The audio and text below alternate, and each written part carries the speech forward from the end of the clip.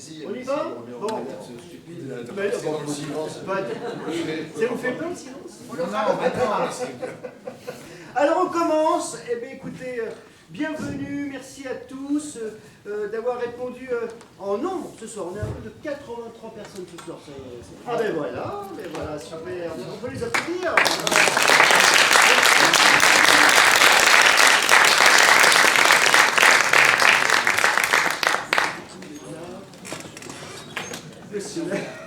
Ah voilà, donc là. Bon, super. On peut commencer. Donc je souhaitais simplement la bienvenue à nos nouveaux adhérents, les 83 ce soir. Il y a quand même un certain nombre de nouveaux adhérents qui ne connaissent pas l'association. Donc vous allez voir, vous allez pouvoir poser toutes les questions que vous voulez sur la pièce, sur la vie privée des comédiens, tout sur la vie. Mais bon voilà, on pourra quand même poser quelques questions pour aller un petit peu plus loin sur la pièce. C'est évidemment le principe de l'association. Mais avant, je voudrais remercier, parce que j'ai attendu pour ça, donc je remercie le directeur du théâtre, Francis Lombrel, et son acolyte Stéphane Prouvé, directeur de ce magnifique théâtre Héberto. Merci également à Sarah et Laetitia qui gèrent très bien la billetterie et qui ont fait un petit peu les intermédiaires pour vous approcher les comédiens. Et donc on peut dire que grâce à elles, on a pu vous rencontrer. Donc je les remercierai de ma part. Il va falloir que je mette des lunettes de vieux parce que je vois plus bien. Et puis merci également aux comédiens.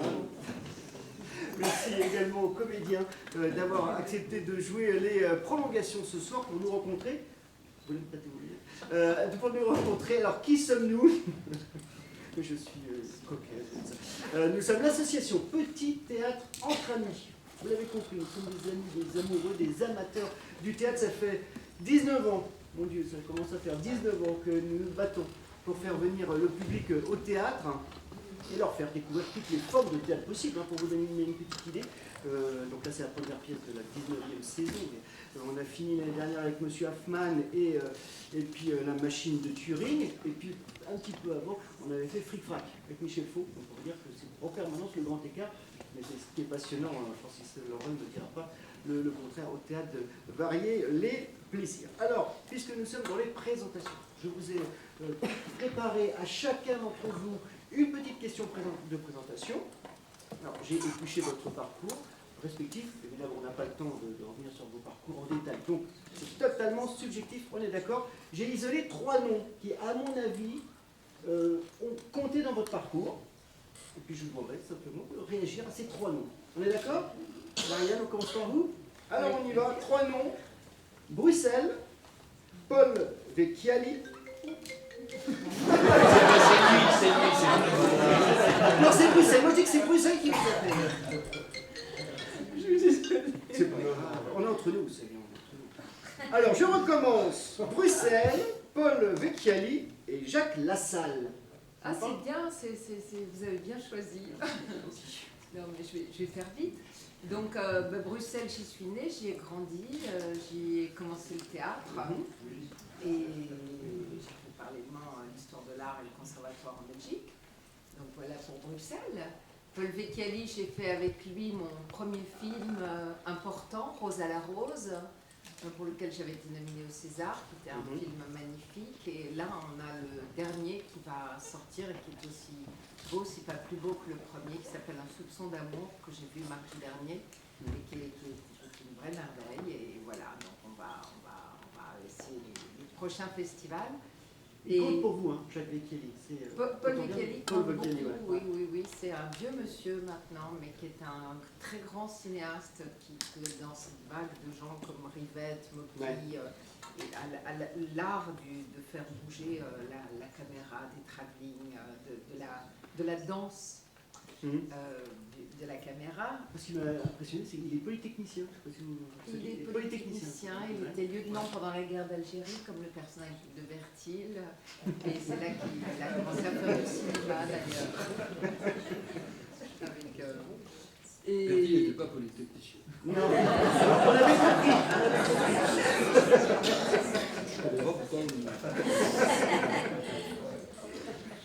Et alors, Jacques Lassalle. Et Jacques Lassalle, j'ai fait 10 spectacles avec lui, auxquels je suis très, très attachée. Enfin, on a fait ensemble notamment L'homme difficile de Hugo von Hofmannsthal. J'avais fait Célimène avec lui et un spectacle que j'avais adoré, dont j'avais réalisé un film qui était Monsieur X dit Pierre Ravier de Marguerite Duras. Donc voilà, une dizaine de spectacles, et une belle relation qui s'est étalée sur une vingtaine d'années jusqu'à son décès. On devait faire un Pinter encore. Et puis voilà, c'était un beau parcours ensemble. Bon, voilà, résumé hyper sonique de votre carrière. Mais voilà, je pense que ce sont 3 noms pour côté pour vous. Alors on va essayer d'être aussi précis avec vous, Vladimir Yordanov. Je vais répondre à mon... Ben allez-y. Ah, désolée. Vous revenez hein? Oui, je reviens. Très bien. Alors Vladimir... Tu m'appelles. Je vais me retrouver seul dans 10 minutes, moi j'ai l'impression. Alors, on y va. Christian Schiaretti, Alain Françon, et le 3e, Cédric Klapisch. Drôle de choix au cinéma, Cédric Klapisch. À votre avis, pourquoi j'ai choisi ce nom? Non, mais je suis ravi d'avoir tourné dans un air de famille. Ouais. Très bien. Le berger espagnol. Je suis content, mais je préférais la pièce, un air de famille, que le film. Ah, d'accord. La pièce, on l'a jouée 550 fois, et j'ai plutôt des accointances, disons, personnelles avec d'autres réalisateurs, comme, je ne sais pas, Maïwen ou Polanski, etc. Klapisch, c'est bien, hein, mais voilà. Mais il y a mieux. J'ai pas dit qu'il y a mieux, c'est une autre famille. J'y participe parce que je suis un explorateur, je ne refuse pas d'aller dans des pays qui sont plutôt lointains, mais c'est pas ma nature profonde. Et alors, Christian Schiaretti. Oui, c'était le directeur du TNP, j'ai fait 5-6 spectacles avec lui. Alain Françon, j'ai fait une dizaine de spectacles avec lui. Ce sont 2 noms qui ont compté quand même, ou pas? Ah oui, bien sûr, mais je rajouterais, plutôt que de rentrer sur les détails, Patrice Chéreau, avec qui d'ailleurs Thibault a travaillé, on a travaillé dans le même spectacle il y a 20 ans, peut-être même bientôt 30. Enfin, c'était au XXe siècle. C'était au XXe siècle. Planchon, enfin, voilà, mais je ne sais pas quoi dire en détail. Ce sont des gens, comment dire, intransigeants, exigeants, voilà. Il y a quand même une Molière, le Molière de Virginia Woolf, là, quand même. Oui, c'est bien que vous le disiez, mais voilà, je préférais éviter de le dire moi-même. Merci. Je suis là pour ça. Alors, Thibault de Montalembert. Alors vous, j'ai 4 noms, parce que je voulais pas renoncer au premier. Vous allez tout de suite comprendre pourquoi. Donc pour vous, j'ai 4 noms, et pas des moindres. Le premier, c'est Jésus-Christ. Je ne pourrais pas renoncer à Jésus-Christ. Après, nous avons Hervé Ikovic. Et donc, merci Vladimir, Patrice Chéreau. Et évidemment, je ne pouvais pas, Mathias Barneville. Alors, est-ce qu'on peut commencer par Jésus-Christ? Oh bah dis donc. Ouvre-la bien. Je l'ai échappé belle. Ouais. Ça aurait pu être Karl Marx, toi, ou Jésus-Christ, et la caravane passe. Non. Vous voulez faire allusion au fait que je suis rentré au séminaire. Peut-être. Voilà. Avant d'être acteur. Enfin, exactement au monastère, d'ailleurs. Chez les trappistes. Moi, je ne suis pas resté longtemps. Je suis resté 4 mois. À ne rien dire, oui, mais à faire des tas de choses. Et, non, c'était un endroit assez incroyable. Ça manquait un peu de femmes. Voilà. Donc j'ai rencontré une femme qui m'a... à la sortie. Qui m'a fait bifurquer. Et voilà, et donc j'ai commencé à faire l'acteur. Alors après, donc, je suis allé au cours Florent, et puis surtout, ensuite, je suis rentré à l'école que Patrice Chéreau avait créée au Théâtre des Amandiers. Et à la suite de cette école, j'ai fait partie de la troupe qui était engagée pendant 2 ans au Théâtre des Amandiers, où j'ai joué avec Vladimir dans le Hamlet que Chéreau avait créé à la Cour d'honneur. Voilà, Patrice a été évidemment quelqu'un de très important. Parce que c'était un artiste, c'était quelqu'un d'exceptionnel, vraiment, dans tous les sens du terme. C'était pas un maître, au sens où Vitesse pouvait être un maître, parce que Vitesse avait un discours sur le théâtre, comme ça, sur l'art théâtral, alors que Patrice, pas du tout. C'était quelqu'un qui faisait, et on rentrait dans cette mouvance, et on apprenait en regardant et en se laissant imprégner par quelque chose qui venait de lui. Vous m'avez dit quoi après ? Ah oui, Hervé Ikovic. Hervé Ikovic, c'est un de mes meilleurs amis, et il se trouve que c'est le pape du doublage en France. C'est celui qui fait toutes les palmes d'or depuis 15 ans, et qui m'a mis, entre autres, sur la voix du Grand que je fais depuis 20 ans. Voilà. Brad Pitt, Antonio Oui, Banderas. je l'ai fait ponctuellement, alors que vraiment, Hugh Grant, c'est vraiment, je le fais à chaque coup, quoi. Et puis Hervé était aussi quelqu'un qui a énormément été au théâtre et qui m'a mis en scène dans le Hamlet de Lafort, dans un seul en scène qu'on avait créé au théâtre à Avignon, et puis ensuite on avait repris à la Maison de la Poésie. Et voilà, c'est un ami très cher et très précieux. C'était quoi? Eh bien, Mathias Barneville. Oui, ben voilà, Ah oui. Mathias Barneville, 10%.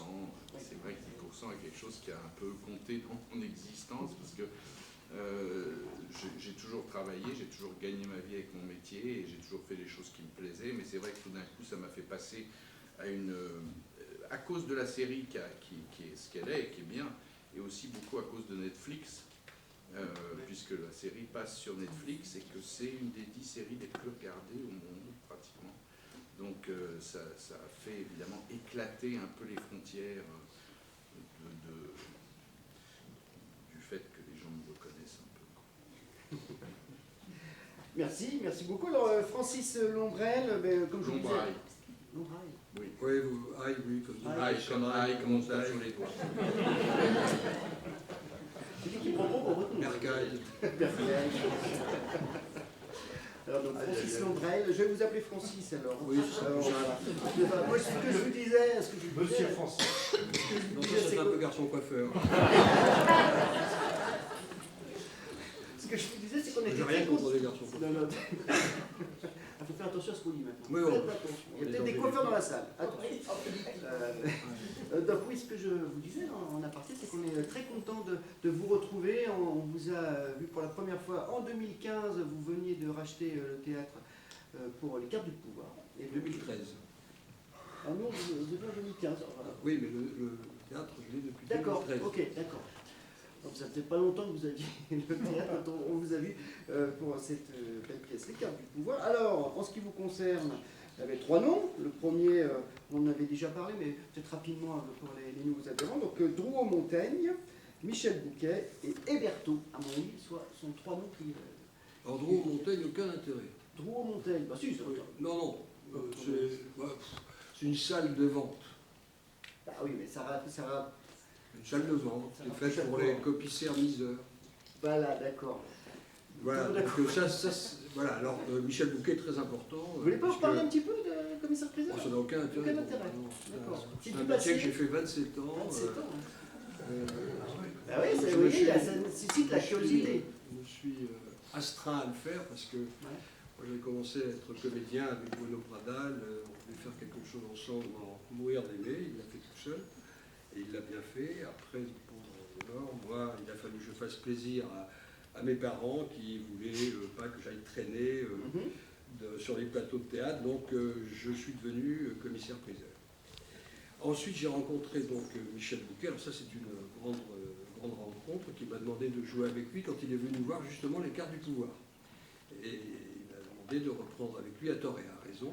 Et ça a été un souvenir absolument extraordinaire. Puis en même temps, je suis fait un ami exceptionnel, un homme exceptionnel, voilà, pour qui j'ai une grande tendresse pour lui et pour sa femme d'ailleurs, qui est merveilleuse aussi, Juliette Carré. Et ensuite, quel est l'autre nom? Eh bien, Hébertot, votre vie de directeur. Hébertot, oui, Hébertot, c'est un théâtre magnifique qui a reçu des gens tellement exceptionnels, et des grands acteurs, des grands écrivains, voilà, et puis j'avais envie de l'acheter pour pouvoir jouer un jour avec Vladimir Lordanov, Marianne Massé, voilà, donc voilà, maintenant je vais pouvoir le vendre.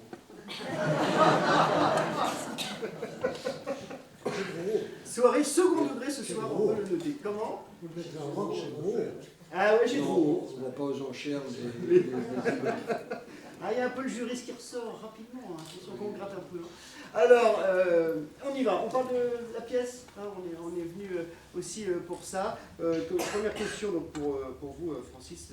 Question évidente. Qu'est-ce qui vous a donné envie de monter cette En garde à vue? Parce que quand j'ai vu le film, comme beaucoup de gens, j'ai assisté à un moment absolument exceptionnel, avec des acteurs exceptionnels, Lino Ventura, Michel Serrault, Guy Marchand et bien sûr Romy Schneider, voilà, avec des dialogues de Audiard qui étaient fantastiques, une réalisation de Miller formidable, et puis j'ai vu que c'était un roman, le roman de John Wainwright, et donc j'ai travaillé sur le roman, me disant un jour je pourrais en faire une pièce de théâtre puisque c'est un huis clos. Donc là, mais il faudra tout réécrire parce que la caméra est une chose et le théâtre en est une autre. La caméra, c'est vous, c'est vos yeux.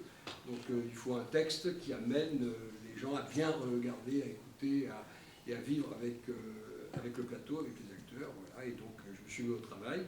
Je fais 7 versions. Et mes camarades d'ailleurs m'ont aidé à peaufiner la dernière. Voilà, et on est arrivé au résultat que vous avez vu ce soir qui, j'espère, vous a plu. On va donner dans quelques minutes la parole à la salle. Moi j'ai une question, donc là si on peut faire un petit tour de plateau aux comédiens, j'ai envie de vous solliciter encore si vous voulez bien. Petit jeu des qualités et défauts. Est-ce que vous pourriez... Je vois Vladimir inquiet. Est-ce que vous pourriez rapidement nous donner une qualité et un défaut, d'après vous, de votre personnage? Thibaut, c'est tombé sur vous pour le premier. Non. Il n'y a pas de défaut, pas de qualité. Non, il est parfait. Ouais. Il ne faut pas ce qu'on lui reproche. Non, bien sûr. C'est une qualité. Non, mais je ne sais pas, je ne peux pas vous répondre à ça. En fait, on ne peut pas répondre à une question. Elle est réductrice. Une qualité, un défaut, c'est... Ben non. Non, ben non. Donnez-moi des qualités, un défaut de votre vie. Pourquoi? Moi, je suis intègre, on va dire. Bon, non, mais non. Et le commissaire. Ça, c'est un jeu. Non, je ne réponds pas exactement comme D'accord. Thibaut. Ça n'a pas de C'est sens très difficile. de répondre à ça. Et je pourrais parler pendant 2 heures de 10 choses, 25 choses, etc. qui s'entremêlent. Ouais. Ben, c'est pas noir et blanc. Là, vous me demandez un truc noir et blanc. Donc, Voilà. Gris. Bon, ok. Francis, est-ce que votre personnage, à part être un peu nuche apparemment, est-ce qu'il trouve grâce à vos yeux? Mais il ressemble à beaucoup de gens, hein, ce personnage. Ouais. Si vous le regardez, si on l'écoute bien, son côté, il a un très gros défaut, ce personnage, c'est qu'il est très impatient, et puis il a une très grande qualité, c'est qu'il est très impatient. Et donc, et puis surtout, il a un peu des œillères, il regarde les choses qu'au premier degré, donc il passe son temps à se tromper, forcément. Et puis quelquefois, il y a du bon sens qui sort comme ça, et c'est un personnage, je trouve, qui ressemble à une grande partie de notre société. Donc c'est un peu inquiétant. Et vous, Marianne, comment vous la verriez, votre épouse? Je pense qu'ils ont une histoire de couple assez triste, qui se sont éloignés l'un de l'autre pour de multiples raisons. Et elle est persuadée que son mari est coupable. Pour moi, voilà, elle en est persuadée. Et je pense que cette garde à vue est un massacre, que quoi qu'il en soit, ça remue tellement la merde que, quoi qu'il en soit, après, il est plus possible de vivre ensemble. Et puis, il y a tout ce que vous avez lu aussi. Mais moi, je m'imagine bien d'autres choses encore. Mais en tout cas, elle est persuadée de la culpabilité de son mari, pour moi. Bon, quand elle le dit. Après, elle dit. D'accord. Alors, est-ce qu'il y a des questions dans la salle? Oui. Alors j'ai une question. Pourquoi vous avez choisi un décor plutôt minimaliste pour jouer votre pièce? Cubiste, carrément. Oui. Très bon. Très beau. Il y a plusieurs réponses. Je peux y aller. Il y a plusieurs raisons. Alors la première, c'est que si on faisait un décor naturaliste, on risquait de retomber dans le film et qu'il fallait s'en éloigner. Et qu'il y a aussi un autre problème. Si on était dans un décor naturaliste, ça voulait dire bureau, chaise. Moi, assis sur une chaise, je ne bouge plus de toute la soirée. C'était compliqué. Parce que autant au cinéma la caméra elle tourne, autant le point de vue que vous avez il est unique. Donc il fallait trouver quelque chose qui permette de s'éloigner de ce qu'on connaissait et presque c'est un décor qui permet un peu de rentrer dans la tête des gens, dans la tête des protagonistes. On est complètement avec eux. On n'est pas du tout distrait par ce qui peut se passer à l'extérieur. Du coup, on est pris par, enfin j'espère, j'ai le sentiment que ça marche un peu quand même, que vous êtes pris par quelque chose qui est une espèce de fil qui se tend comme ça au fur et à mesure de la pièce pendant une heure et demie. Et qui ne se rompt pas, jamais. Et puis ce décor très clair permet d'avoir uniquement le regard sur les personnages. Oui, c'est ça. Oui, puis si vous voulez, pour en rajouter encore dans ce que disait Thibault, le décor naturaliste aurait entraîné tous les accessoires naturalistes, c'est-à-dire quand on dit qu'il y a des cigarettes, il y a des cigarettes partout, des dossiers, on ouvre les dossiers, on sort le papier au moment où il y a le papier, tandis que là, c'est comme s'ils savaient par cœur, en fait, c'est comme s'ils se racontaient tous l'histoire de ce qui s'est passé, et il n'y en a plus que les phrases et les intensités. Les gestes sont des gestes intérieurs, quoi. C'est fantasmé, quoi, si vous voulez. Donc ça permet effectivement de pouvoir dire ça de loin, de près, sans qu'il y ait de réalité. Voilà. Donc ça c'est donc les décors. Donc vous citez quand même Vincent Torgman. Il vous a proposé ce projet de décor minimaliste, Francis, ou ça c'est... Il vous a proposé ce projet de décor? Oui, c'est là, c'est le premier dessin qu'il avait fait. Sa première proposition. On a été dans l'ensemble assez... D'accord. Super. Oui. Moi, je voudrais faire une remarque sur le montage que vous faites, parce que d'entrée de jeu, tout est à charge, et on le sent très vite, puisque côté société, ce que vous représentez avec la police, et puis au niveau personnel, parce que je pense qu'il y a aussi de la vengeance, c'est une opportunité pour sa femme de se venger de son mari, de leurs problématiques de couple, etc.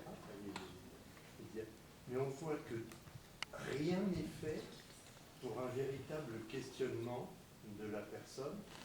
C'est ce qui se passe un peu en réel quand on voit les informations. Donc là, l'affaire, je veux dire, ça tombe qu'on pense que c'est juste ou pas juste.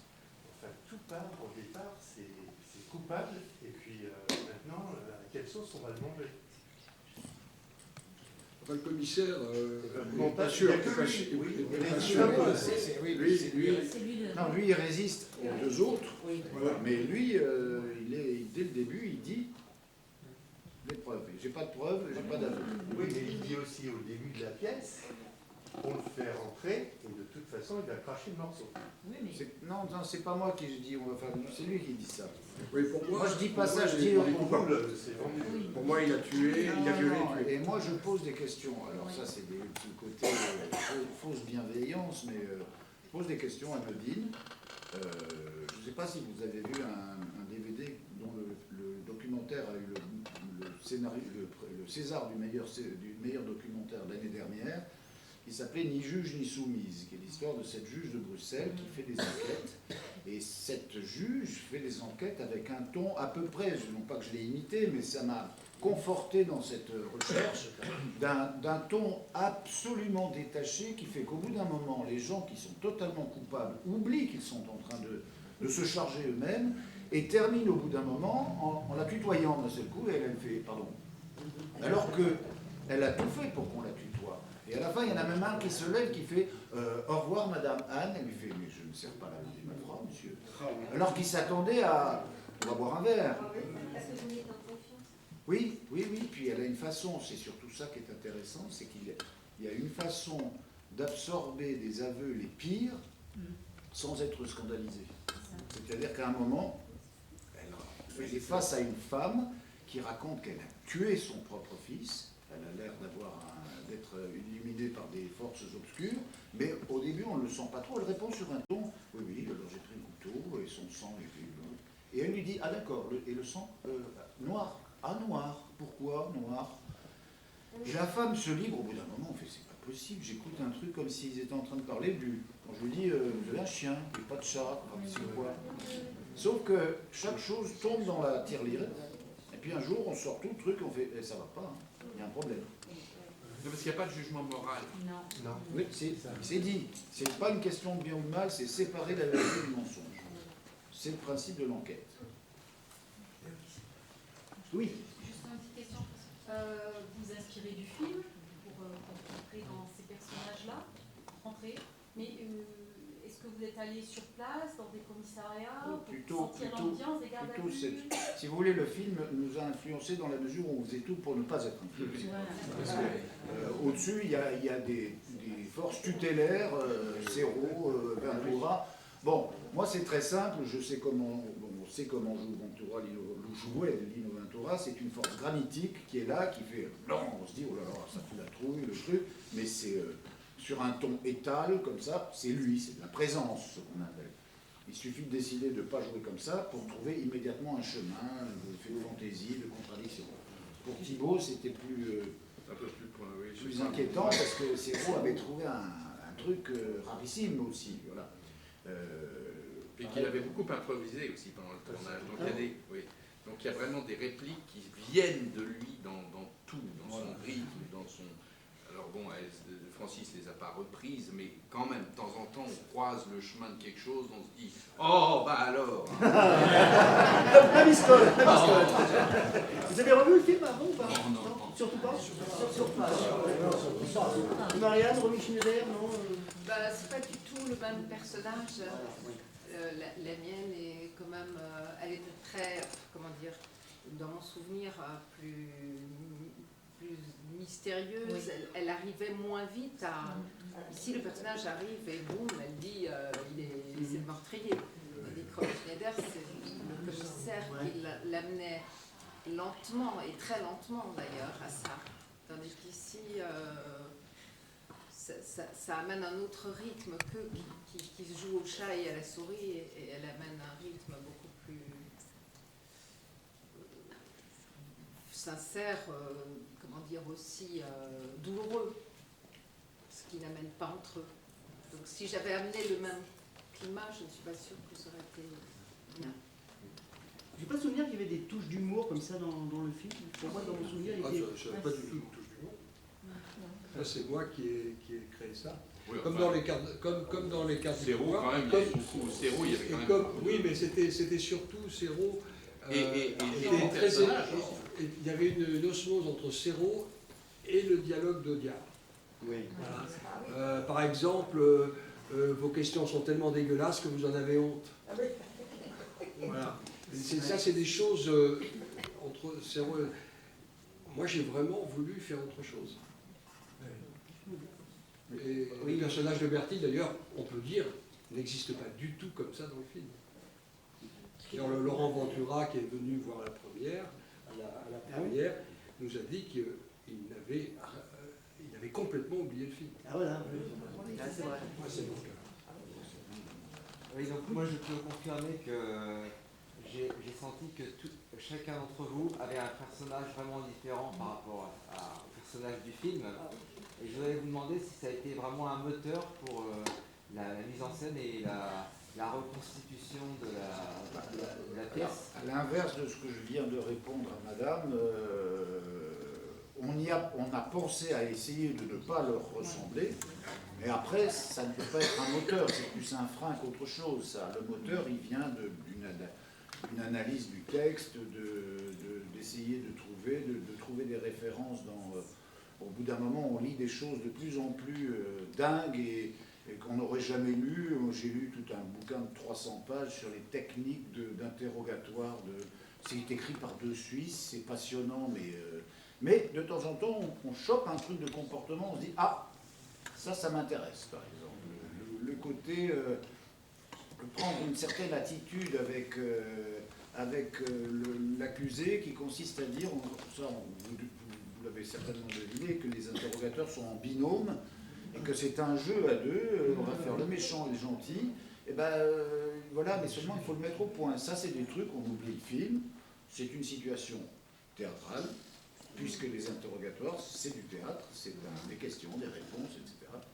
Voilà. Et le roman, parce que par exemple, le film est vraiment bien situé sur le début des années 80, puisqu'il y a le contexte de l'arrivée de François Mitterrand au pouvoir. Oui. Est-ce qu'il y a des choses qui n'étaient pas forcément dans le film et qui étaient dans le roman et auxquelles vous avez pu vous rapprocher? Ce qu'il y a dans la pièce de théâtre, qu'il n'y a pas vraiment dans le roman, qu'il n'y a pas du tout dans le film, c'est tout le passé fissuré des personnages. Là, vous sentez que chacun est monté à un cocotier avec les fesses un peu sales. Et donc, ce sont des gens qui ont des choses qui sont lourdes. Et en réalité, ils sont tous coupables de quelque chose.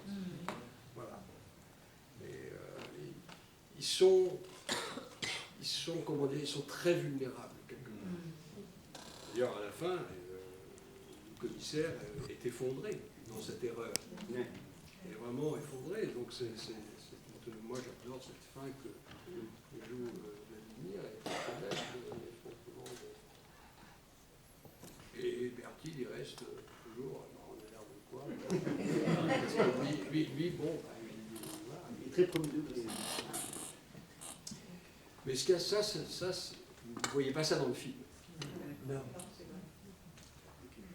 Vous allez jouer la pièce jusqu'à la fin de l'année ou... On aimerait bien, oui. On aimerait bien, oui. En province? On aimerait aussi.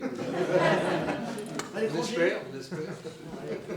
On parle aussi peut-être pour la Belgique, la Suisse, mais franchement en province. Moi, je pense qu'il y a un beau public pour cette pièce.